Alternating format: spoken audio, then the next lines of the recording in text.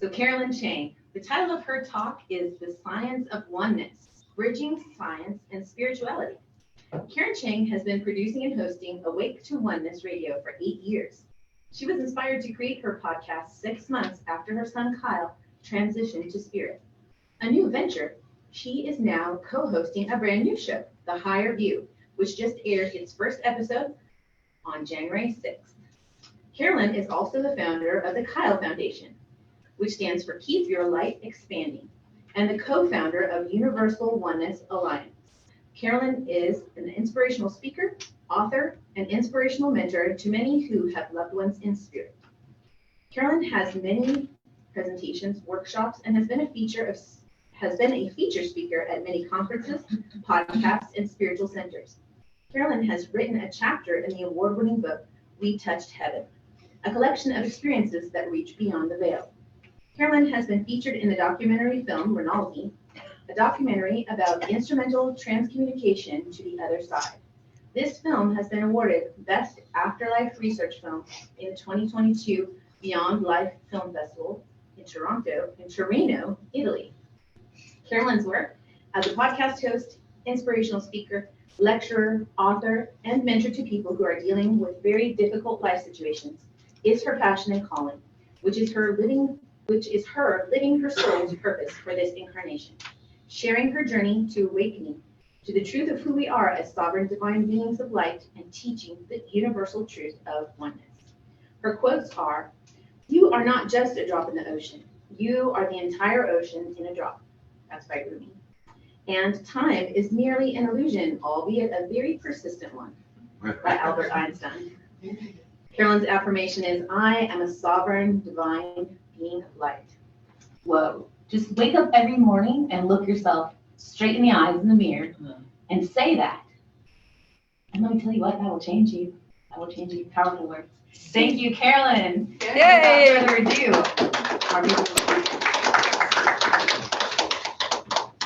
Thank you. Thank you so much for inviting me.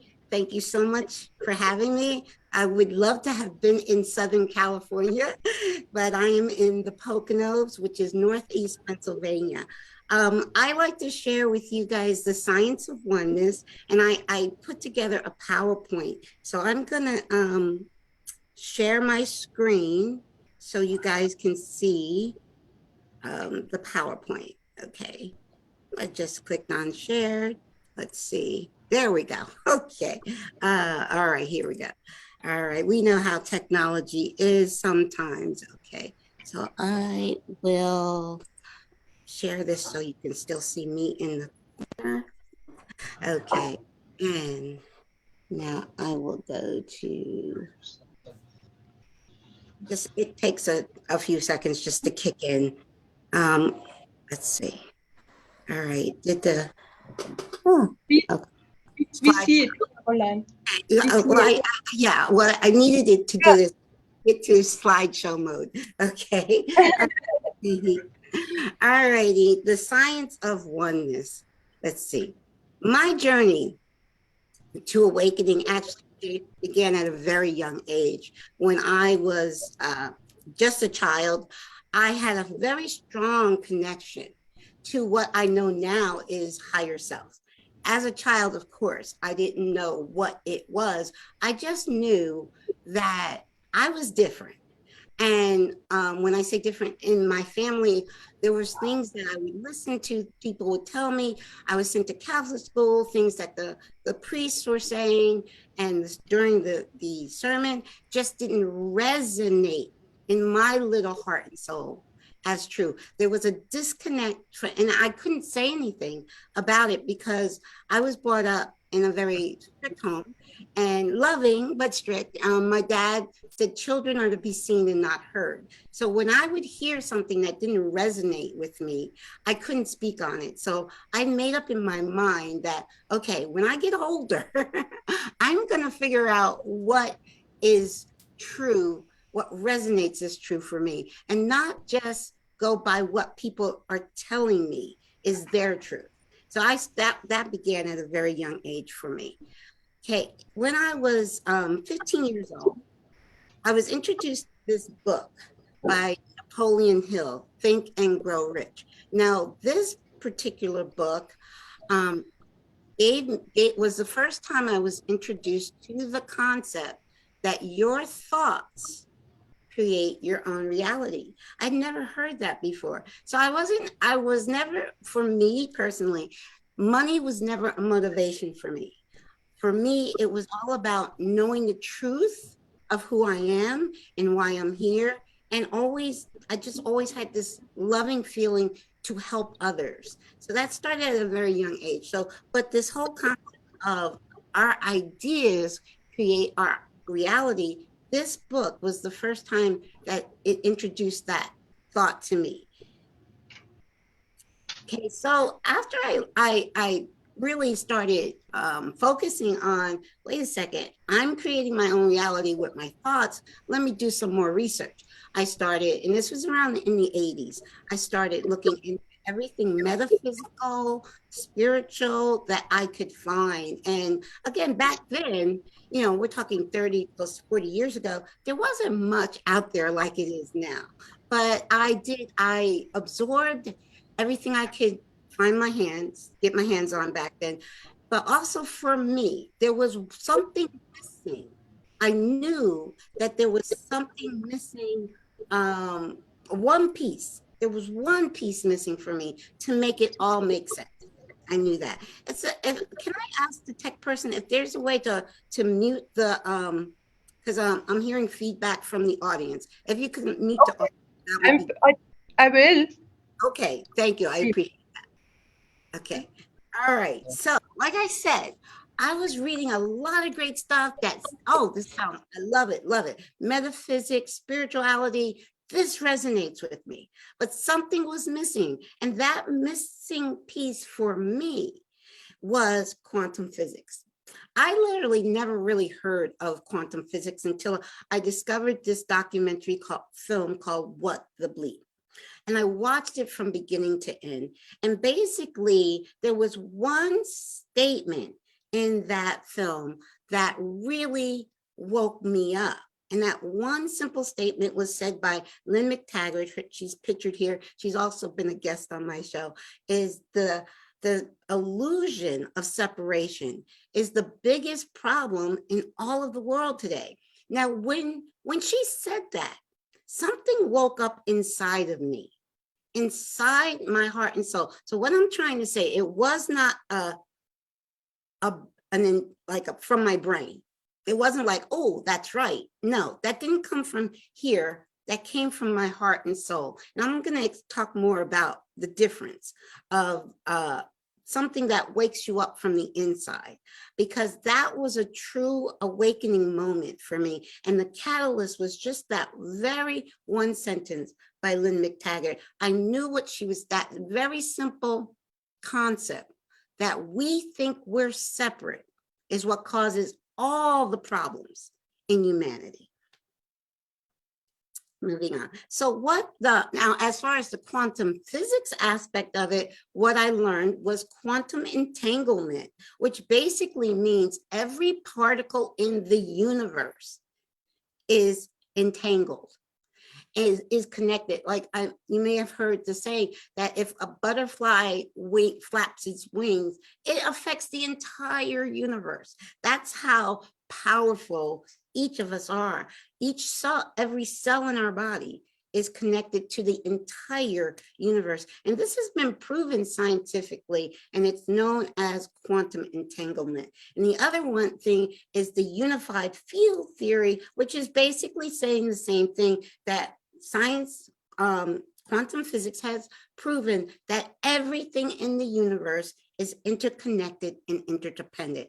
And we think, oh, that's woo-woo, but it's not. It has literally been proven scientifically.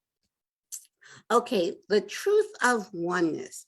Oneness is when you look into another person's eyes and you know you are just looking at a mirror, looking in a mirror. You're just looking at a reflection of yourself and a reflection of God.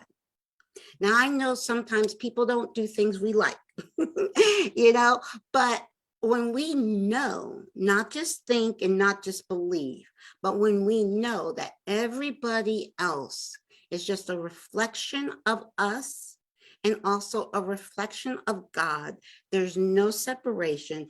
All we can have for that person is unconditional love, no matter what they're doing. I'm not saying having unconditional love for a person does not mean you condone their actions. It just means you know that they are also a part of you and a part of God. Okay, now this particular piece of awakening happened in 7th grade for me. In 7th grade, I'll never forget when we were studying atoms, and the teacher said, nothing is truly solid. I was like, what is he talking about? You put anything under a high-powered microscope, what do you see? You see tiny moving particles that we call atoms. Now those atoms, a couple of things to take note of. The atoms are always moving, meaning there's life. Even in a rock, there is life, there is movement. Okay, the atoms are always moving and they're never touching. Okay, so meaning it's not solid. It appears solid, but it's not solid. So even a rock has life in it, and it's not truly solid. Nothing is truly solid. We discovered that when we first invented high-powered microscopes. And also we learned that an atom is 99.9999% empty space. So even the building blocks of what we call matter are not even solid.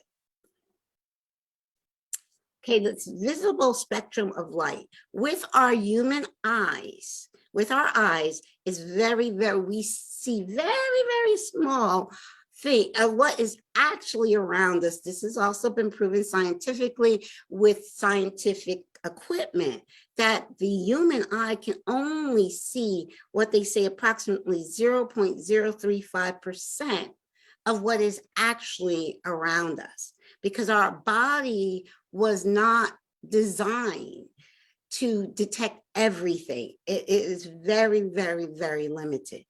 So what gets me with this one, when people say, and I know we've all heard people say, I only believe what I can see.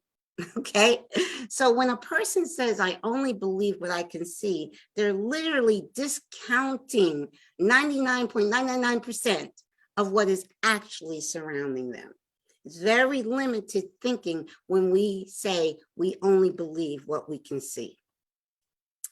Okay, now we have 5 human senses, and our 5 human senses, they detect our sight, our hearing, our taste, our touch, our smell. They're extremely limited. Like I said, even I think what science is now saying is with our 5 human senses, we can detect 0.4% of what is actually around. So before I was talking about just sight, now I'm talking about all 5 senses, just extremely limited. So again, if we are stuck in the mindset, okay, if I can't see it, taste it, hear it, touch it, smell it, it doesn't exist. And there are many people stuck in that mindset.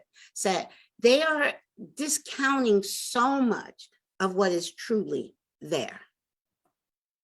Okay, now knowing and believing, I kind of touched upon this when I was saying I had my awakening from that one statement that Lynn McTaggart had said.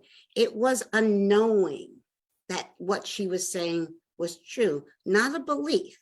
Now, a belief is something, we can have a belief about something today and have an opposite belief about the same thing tomorrow. Beliefs change. Knowing comes from a higher source, comes from what I call my higher self. That's a knowing, and that does not change. So I just want to go a little bit into where beliefs come from. Believing comes from what we studied, what we read, what we've been taught, all of these different things, television, television programming, all of that comes into believing. So like I said, our believing comes from our 5 limited senses. We call that our intelligence, our mind intelligence, which is a tool, which is, we don't want to throw out our mind intelligence. It's a tool. but it's very limited. It is extremely limited, is our beliefs and our mental intelligence. Now, knowing comes from a different place. Like I said, the belief comes from the mind. Knowing comes from your heart and your soul, because your heart is what is connected to your soul, connected to your higher self. Your heart is connected to all that is source, universe, God, whatever name you want to give all that is. My terminology for God is all that is. There is nothing outside of God. And God, of course, and universe and source knows all. And your heart is connected to that knowing. So you don't actually have to open a book or go to a class to tap into that wisdom, which is in your heart. It's an infinite knowing, unlimited. Now, mind versus heart. Now, a lot of times people think the mind is where it all happens, okay? There's an organization called HeartMath that has done a lot of scientific research and has determined that your heart intelligence, and people don't think about the heart having intelligence, but your heart intelligence is at least 5,000 times higher than the mind intelligence. This has been proven scientifically with HeartMath. But the best thing is to have what they call mind and heart coherence, meaning the heart intelligence is greater. But when you take that heart intelligence and sync it up to your mind intelligence, that is called coherence, heart and mind coherence. That is the best state to be in when they're working in sync. When I say I live by my heart, I live by my heart intelligence. An interesting thing about living by your heart intelligence, you don't always know why. Something will come to you and it came from the heart, it came from higher self, but you don't know exactly why sometimes. See, the mind always wants to know the why. The heart allows that intelligence to be. And I myself live from my heart intelligence. When I know when my higher self and my heart and soul is telling me to do something, I may not know why, I'm always obedient. I'll always find out why later, but I'm always following. I don't follow this. I don't follow the mind. The mind to me is a tool, and it's a good tool to use, but I live from the heart. Okay, what is oneness? When I first launched my show, Awake to Oneness Radio, over 8 years ago, I got all these questions from people. What is this, a new religion? And I was like, no. To me, oneness is truly the opposite of a religion, because religion, I have respect for all religions. Believe me, I do. I have respect for all religions, but sometimes religion can tend to separate us. Something that is separating us is not of source, is not of God, because God wants to bring us all together, regardless of what your religion is. So oneness is the opposite of a religion for me, because there is no separation with oneness. Now, there's two types of collective consciousness. Like we are together, we are individuals, but we, as I talked about before, we are connected individuals. So we have an individual consciousness and there's a collective consciousness. Now, the collective consciousness that we have been living with for eons, for many, many, many years, is separation consciousness. Because the human collective thinks we're separate. Okay, and with that separate consciousness, separation consciousness, it creates war. Now we are moving into what is called unity consciousness. Unity consciousness is the knowing, not the belief, not the thinking, not the hoping, but the knowing. We are all one family. And when we know that, as humanity wakes up to that truth of oneness, we will have peace on earth. Now, with separation consciousness, we have hunger. I'm hoping my video is okay because it looks weird right now, but hopefully it's okay.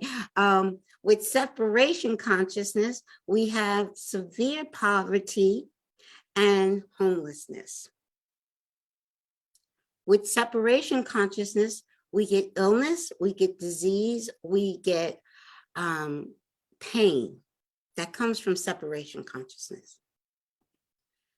From separation consciousness, we get crime, we get mass shooting, and we get more war. All of this comes from separation consciousness because when we feel we're separate from another, we feel it's okay to bomb another country. You know, we feel it's okay to steal from our neighbor. We feel it's okay to hurt another person because we think we're separate from that person.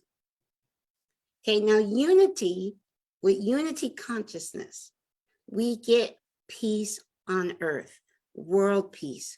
We also get, with unity consciousness, we get unconditional acceptance of each other, unconditional forgiveness of each other, and unconditional love for each other. And that, the word unconditional is very important, meaning there are no conditions on how much I will love you. Okay, now science has proven that everything is the same energy. I made the letters same, all in caps. So we understand that it's the same energy vibrating at different frequency. So the highest frequency is unconditional love. That is the highest frequency. See, now the low frequency, there are low frequency of fear and hate and you know, violence. All of those are low frequency. High frequency is always something that brings us together, that unifies us. Low frequency is always something that's going to tear us apart. But the thing I want us to understand, it's the same energy vibrating at different frequency. There's no separation in it. It's just different frequencies. And we choose what frequency we want to live at. Do we want to live from the frequency of unconditional love? Or do we want to live from the frequency of hate and fear? And it's our choice. Every soul has that soul choice. Quantum physics teaches us that we are, like I said, I have t-shirts made up.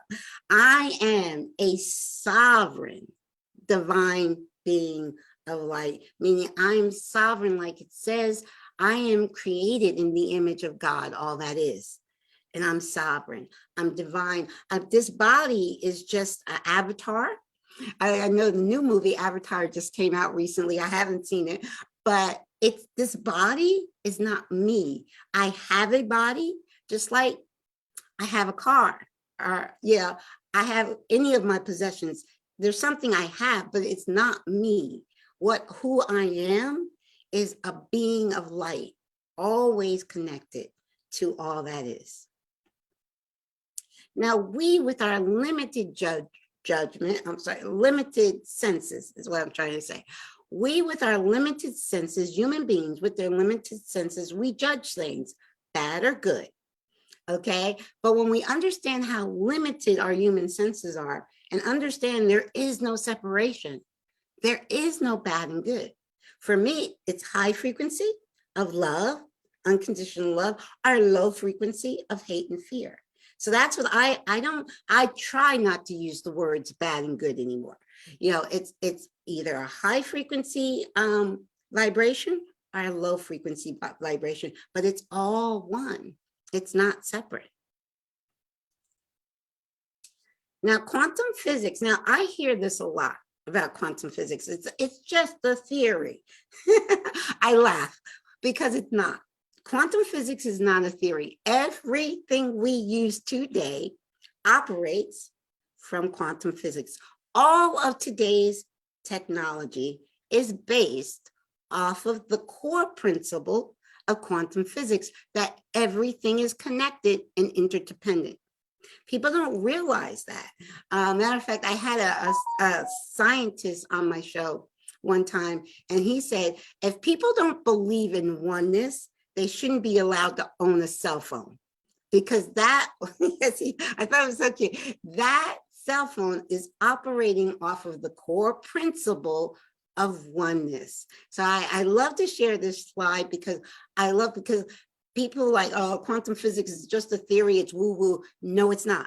We would not have any of our technology today if it wasn't for quantum physics. Okay, and science, here's the other thing I love. Science, ancient wisdom, and spirituality are all teaching us the same thing about oneness, about everything is connected. I love the yin yang symbol because it shows God is just not light. God is light, but God is also the shadow. It's no separation there. What I like to say, the light is all that is, and the shadow aspect of us and humanity is just the absence of that light, or the absence of wisdom, of what I call sacred wisdom. So the light is sacred wisdom, and the shadow is just the absence of sacred wisdom. But the light always transforms the shadow back to light from which it came. So remember, there is no separation. And so many modalities are teaching us this truth now. Science is just catching up, but ancient wisdom and spirituality has been teaching the truth of oneness for eons. Okay, our greatest challenges in life. Now, here's again where that limited human thinking comes in.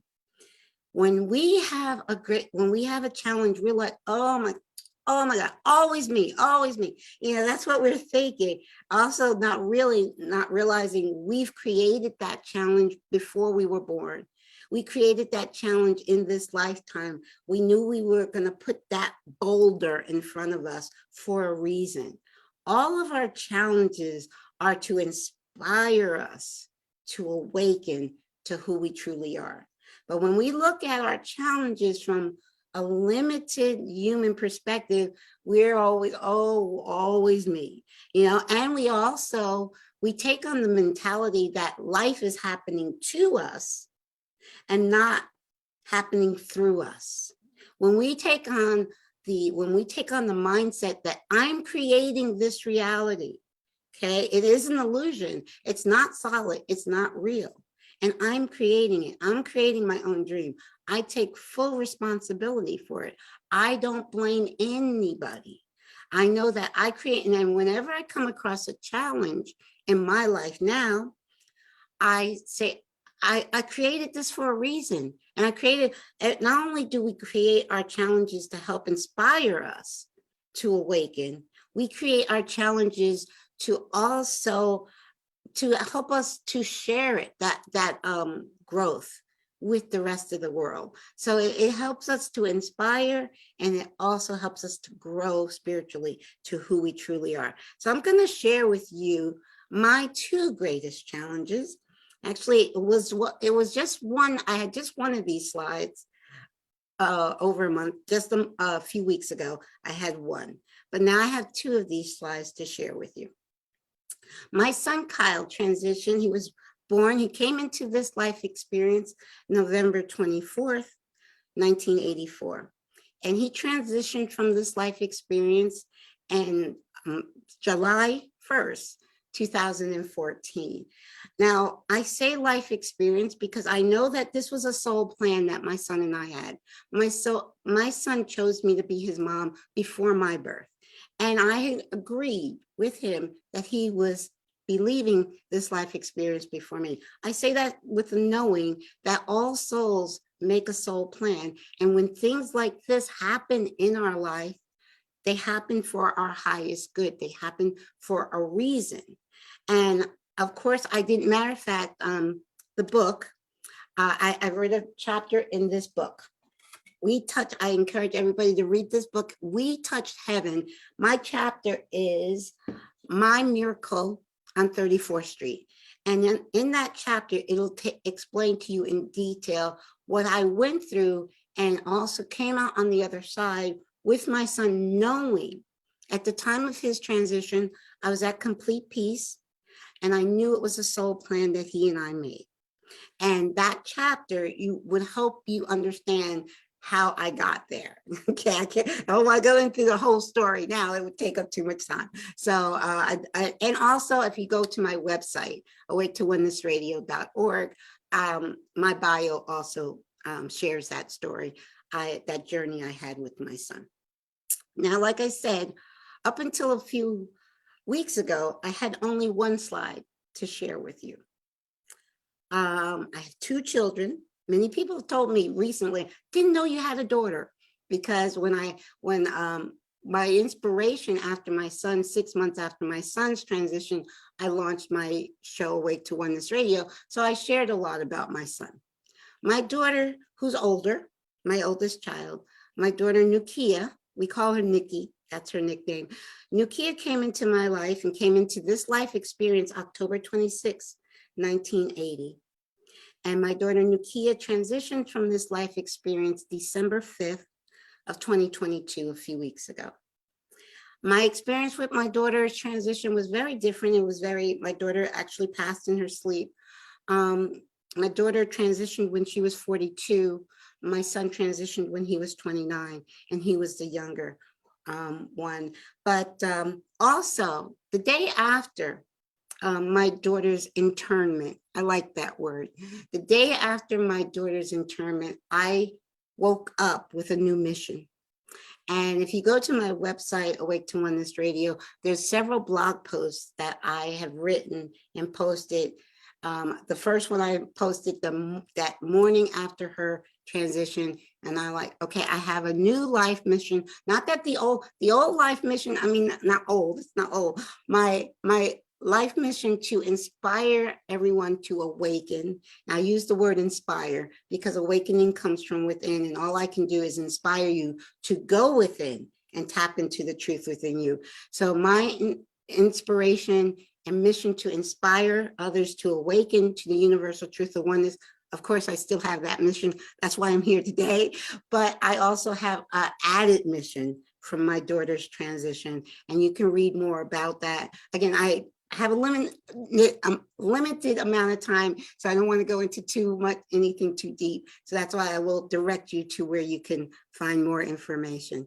But yes, my daughter now is with her brother in spirit, and they're both with me because life is eternal. I knew that. I was at peace when my son transitioned 8.5 years ago. And I was at complete peace when my daughter transitioned a few weeks ago, because I know they're not gone. I actually have evidence, physical evidence, my son's not gone. Haven't gotten physical evidence yet from my daughter, but I'm sure I will. Okay.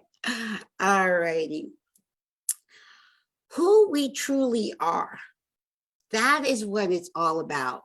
That is what we are here to discover and learn and remember. Actually, the correct word is remember. Remember who we truly are. We are a unique, holographic, multidimensional aspect of God, all that is. We're divine, we're beings of light, and that life is eternal. There is no such thing as death. My children are not dead. They're very much alive and very much still with me. So I wanted to talk about all of these different words I use to describe us. Unique. We are unity within diversity. This is another phrase I've coined, because when you're awake, you understand that all religions connect us. We're all one. They're not supposed to divide us. And I have nothing but love and respect for everybody's belief in everybody's religion. And again, all people, doesn't matter what country you're from, doesn't matter the color of your skin, we're all one. And unity within diversity. See, some people mistake the word sameness for oneness, when they're actually opposites. I say that because sameness is everything uniform, everything looking the same, acting the same, and thinking the same. That's not oneness. Oneness is we all are unique aspects of God, each and every one of us. We all have a different perspective. No two people have the same perspective. Yeah, you can agree on a few things, but no two people have the exact same perspective. And we live our life from our perspective, and we have to honor, we don't have to agree with, but we have to honor everybody's perspective. And I say this all the time. I don't argue, I don't debate, I don't fight. I share my truth in love and light, and I listen to someone else's share their truth in love and light. I may not agree with one thing that they say. They may not agree with one thing I say. But at the end of that conversation, not argument, not debate, not fight, at the end of that conversation, all we have for each other is love and respect. Because here's my definition. This is me. My definition of a debate and a fight and an argument is one person or both are trying to impose their belief on another person. Instead of just sharing your belief with another person, allowing that other person to share their belief. You may not agree, but you can still respect and love each other at the end of a conversation, not an argument, because you're not trying to force the other to take on what resonates as you, resonates to you. You have to allow them to live their life to what resonates for them, and still do that in love. That is this right here. Unity within diversity is the key to world peace. Okay, holographic. Yes, this is my favorite quote, and it's by Rumi. You are not a drop in the ocean. You are the entire ocean in a drop. You are all of God in a drop, not just the piece of God. See, a lot of people, even spiritual people, think we're just a piece of God. We're just a small piece of God. We're not. The universe is holographic. Holographic means that everything is in just like every cell in my body. Like if I knew how to clone, or somebody knew, they can take a tiny microscopic cell from my body and clone an identical me, because all of me is in that tiny cell. That the world, the universe is holographic. All of God is in each of us in a drop. In each one of us, we are creating our life experience completely. I'm not creating anyone else's life experience. I'm creating my life experience, and that other person is creating their life experience. So we are each God of our own life experience. Multidimensional. Now that means all there is the now. One of my favorite books is The Power of Now by Eckhart Tolle. But even science has proven this. Now, I'm not a scientist. I can explain quantum physics from a layman's point of view, which people appreciate. Because when scientists try to do it, they talk over their head. So people appreciate me explaining quantum physics from a layperson's point of view. Now, science has proven that this now moment is all there is. This now moment not only affects the future, but this now moment affects the past. And science has proven it. Now, I'm trying to think of what's his name, the recent scientist that passed not long ago. I can't call his name. I'm not thinking about Einstein. I'm thinking about the gentleman that was in the wheelchair. I can't think of his name right off the top of my head. Right? Stephen, I want to say Stephen, but anyway, he, in his scientific experiments, has proven that the now moment affects not just the future, but the past. Now, how he did that scientifically, I don't know, but it has been proven that all there is the now moment. Okay, so what we want to do is try to wake up in this dream of our own creation. And when we wake up in this dream of our own creation, we will be living from a higher frequency of unconditional love for everyone, and knowing that everyone on the planet is connected and a brother and a sister, and there is no separation. So that's pretty much the end of the PowerPoint. Does it look like I'm muted? Am I muted? Can you still hear me? Yes, we can hear you. Oh, okay, I'm sorry. All right, so next thing, okay, I'm gonna stop sharing this because I do have a song. I think you guys are gonna really enjoy this song. So I'm gonna bring up the song next.